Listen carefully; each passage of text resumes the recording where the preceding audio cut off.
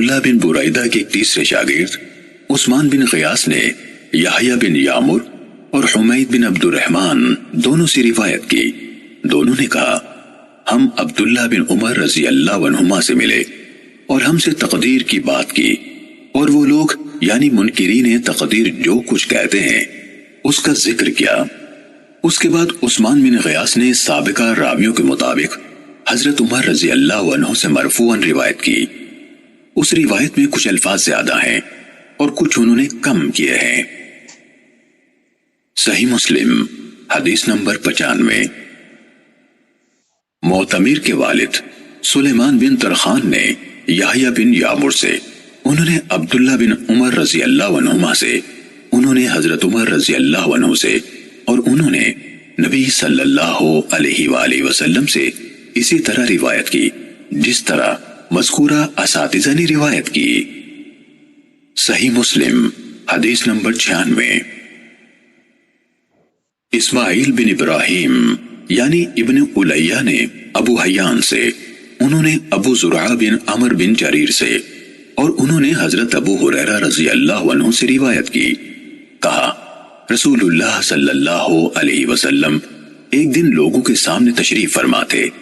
ایک آدمی آپ صلی اللہ علیہ وسلم کے پاس آیا اور پوچھا، اے اللہ کے رسول، ایمان کیا ہے؟ آپ نے فرمایا، تم اللہ تعالیٰ، اس کے فرشتوں، اس کی کتاب، قیامت کے روز اس سے ملاقات، اس کے سامنے حاضری اور اس کے رسولوں پر ایمان لاؤ، اور آخری بار زندہ ہو کر اٹھنے پر بھی ایمان لے آؤ۔ اس نے کہا، اے اللہ کے رسول، اسلام کیا ہے؟ آپ نے فرمایا، اسلام یہ ہے کہ اللہ تعالیٰ کی عبادت کرو، اس کے ساتھ کسی چیز کو شریک نہ ٹھہراؤ، لکھی یعنی فرض کی گئی نمازوں کی پابندی کرو، فرض کی گئی زکوٰۃ ادا کرو، اور رمضان کے روزے رکھو۔ اس نے کہا، اے اللہ کے رسول، احسان کیا ہے؟ آپ صلی اللہ علیہ وسلم نے فرمایا، اللہ تعالیٰ کی عبادت اس طرح کرو گویا تم اسے دیکھ رہے ہو، اور اگر تم اسے نہیں دیکھ رہے ہو تو وہ یقیناً تمہیں دیکھ رہا ہے۔ اس نے کہا، اے اللہ کے رسول، قیامت کب قائم ہوگی؟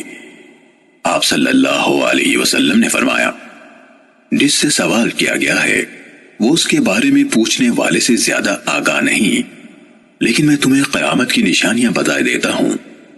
جب لونڈی اپنا مالک جنے گی تو یہ اس کی نشانیوں میں سے ہے، اور جب ننگے بدن اور ننگے پاؤں والے لوگوں کے سردار بن جائیں گے تو یہ اس کی نشانیوں میں سے ہے، اور جب بھیڑ بکریاں چرانے والے اونچی اونچی عمارتیں بنانے میں ایک دوسرے سے مقابلہ کریں گے تو یہ اس کی علامات میں سے ہے۔ قیامت کے وقت کا علم ان 5 چیزوں میں سے ہے جنہیں اللہ تعالیٰ کے سوا کوئی نہیں جانتا ہے۔ پھر آپ صلی اللہ علیہ وسلم نے یہ آیت پڑھی، بے شک اللہ تعالیٰ ہی کے پاس قیامت کا علم ہے، وہی بارش برساتا ہے، اور وہی جانتا ہے کہ ارحام یعنی ماؤں کے پیٹوں میں کیا ہے۔ کوئی زیرو نہیں جانتا کہ وہ کل کیا کرے گا، نہ کسی متنفس کو یہ معلوم ہے کہ وہ زمین کے کس حصے میں فوت ہوگا۔ بلا شبہ اللہ تعالیٰ علم والا خبردار ہے۔ حضرت ابو ہریرہ رضی اللہ عنہ نے کہا، پھر وہ آدمی واپس چلا گیا تو رسول اللہ صلی اللہ علیہ وسلم نے فرمایا، اس آدمی کو میرے پاس واپس لاؤ۔